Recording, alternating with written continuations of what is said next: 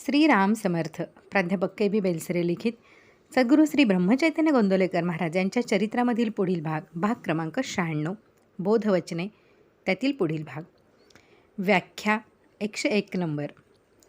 भगवंताने आपल्याकडून जे करवून घेतले ती कला समजावी. 102. भगवंताचे होऊन प्रपंच करणे ही खरी कला होय. 3. जे शास्त्र समाधान देते तेच शास्त्र खरे होय. 4. आपले स्वतःवर जितके प्रेम आहे त्याच्यापेक्षा जास्त प्रेम भगवंतावर करणे याचे नाव भक्ती. 5. माझा त्राता, माझी काळजी घेणारा, माझे रक्षण करणारा, माझे पालन करणारा तो भगवंत आहे असे मानणे आणि तसे वागणे ही भगवंताबद्दल अस्तित्व बुद्धी होय. 6. पोथी ऐकून प्रपंचाविषयी ज्याला वैराग्य आले त्याला पोथी खरी कळली असे म्हणावे. 107. भक्तीची प्रगती ही खरी प्रगती होय. 8. तदाकार वृत्ती भगवंतमय होणे याचे नाव भक्ती. 9. अनुसंधानाने वृत्ती भगवंतमय होणे याचे नाव भक्ती. 10. आले तर भोगले, गेले तर सोडले हे सहज कर्म होय. 11. लाभ हानीचे सुखदुःख न वाटणे ही खरी भक्तीची प्रगती होय. 12. कर्तव्यामध्ये भगवंताचे स्मरण ठेवणे हाच धर्माचा अर्थ होय. 13. धर्म म्हणजे व्यवस्थितपणा होय. धर्म वस्तू जातास नीट धरून ठेवतो. 14. ज्याने शांती आणि समाधान मिळते त्याचे नाव धर्म होय. 15. देवाचे नाव घ्यावे, नीतिधर्माचे आचरण करावे, सर्वांशी प्रेमाने वागावे आणि लोकांना मदत करावी यालाच परमार्थ म्हणतात. 16. मी आता कसे करावे, मी आता कसे वागावे, मी हल्लीचे कर्म कसे करावे याचे नाव विचार होय. 17. अंतःकरण न दुखावता बोलणे हे वाचेचे तप असे म्हणतात. 18. वासनेचे परिणत स्वरूप म्हणजे देहबुद्धी होय. 19. वासना नष्ट होणे म्हणजे देहबुद्धी नष्ट होणे होय. 120. मनाचा स्वस्थपणा हाच खरा शांतपणा होय. 21. सत्य ही आनंदाची खूण आहे. 22. भगवंताला विसरणे ही आत्महत्या आहे. 23.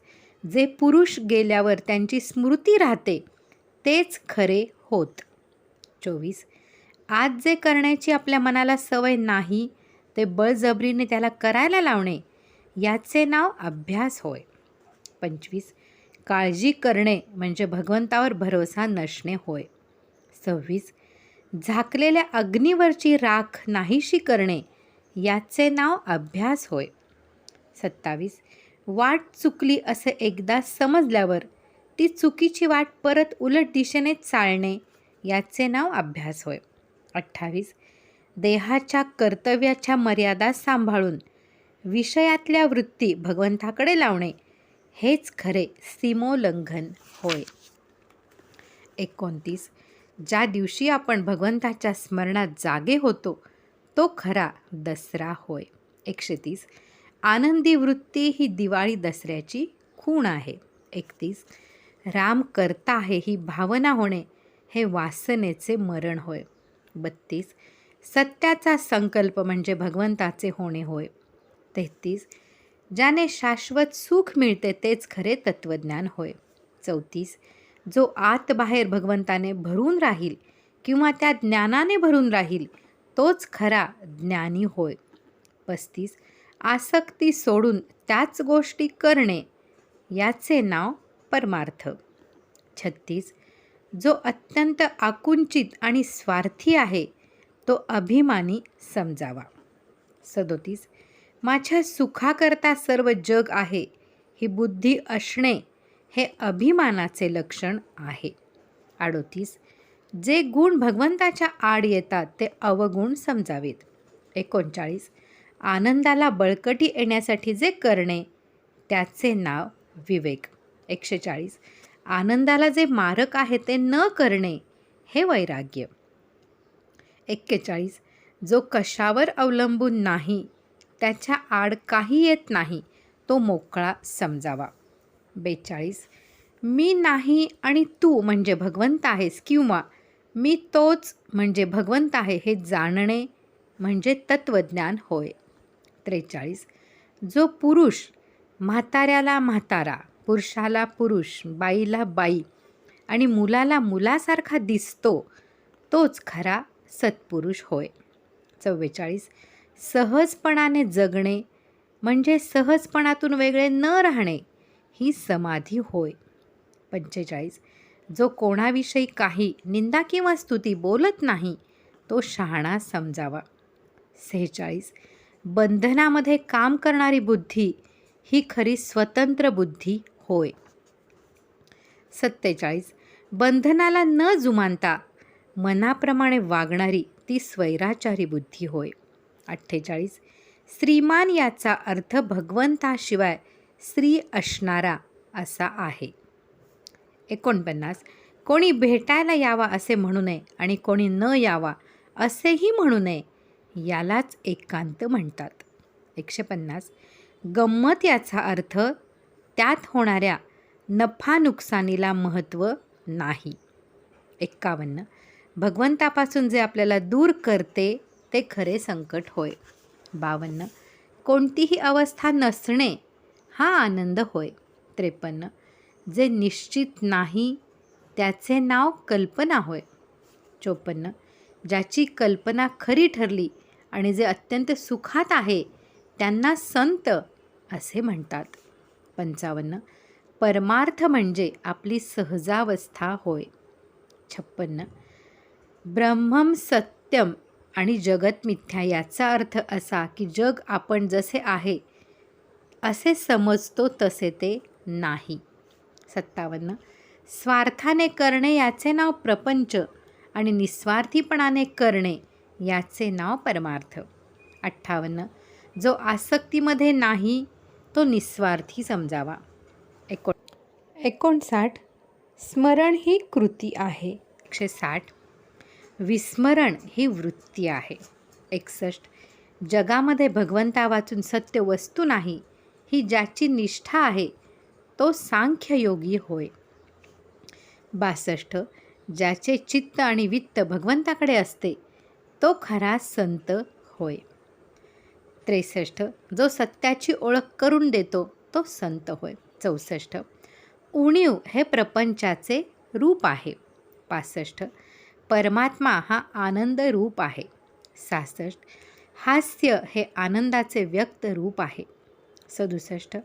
गुरुने सांगितलेले अक्षरशः पाळणे हे साधन होय.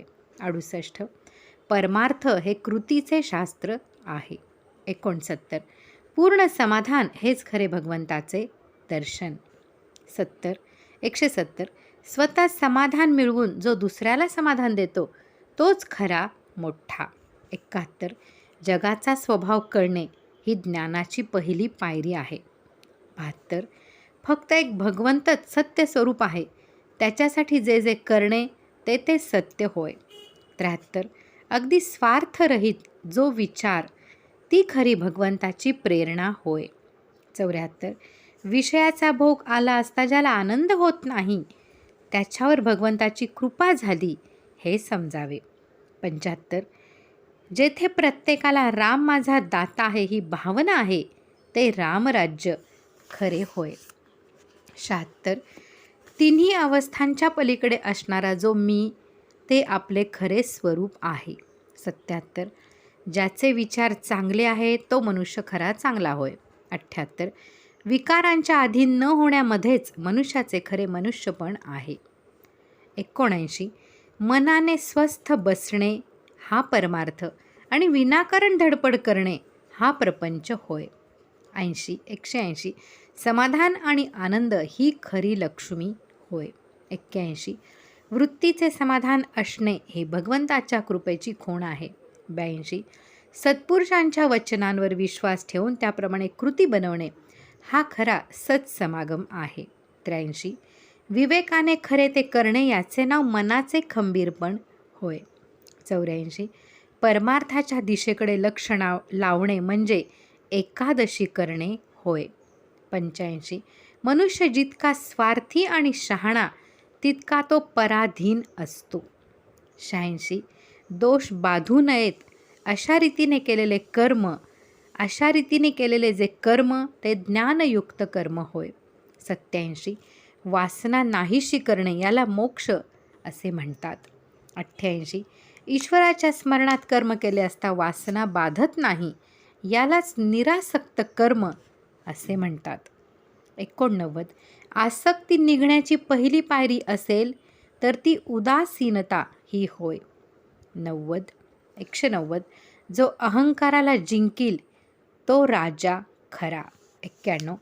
भगवंतापासून वेगळे न राहणे बरोबर त्याचे विस्मरण न होऊ देणे बरोबर त्याच्या स्मरणात राहणे बरोबर त्याच्या नामात राहणे होय. 92. आपण दुसऱ्यांचे ऐकू नये असे वाटणे हे विद्येचेच एक लक्षण आहे. 93. अविद्या बरोबर अज्ञान बरोबर खऱ्याचे ज्ञान नाही ते बरोबर जे खोटे आहे ते खरे मानणे होय. 94. ज्याने स्वतःला ओळखले त्याने भगवंताला ओळखले म्हणून याचेच नाव ज्ञान होय. 95. आपल्याला जे कळले ते आपल्या आचरणात आणणे हे खरे ऐकणे होय. 96. राम दाता आहे या भावनेने भिक्षा मागणे हे मोठेपणाचे आणि तेजस्वीपणाचे लक्षण आहे. 97. राम सर्व करतो ही भावना उत्पन्न होणे हे यात्रेचे फळ होय. 98. धर्म म्हणजे नीती आणि अध्यात्म यांचा संयोग होय. 99. समाधान ही सुधारणेची खूण आहे. 200. अमुकच फळ मला मिळावे ही वृत्ती सोडणे याचे नाव निरासक्ती होय. पुढील बोधवचने आपण पुढे पाहूयात. श्रीराम जय राम जय जय राम.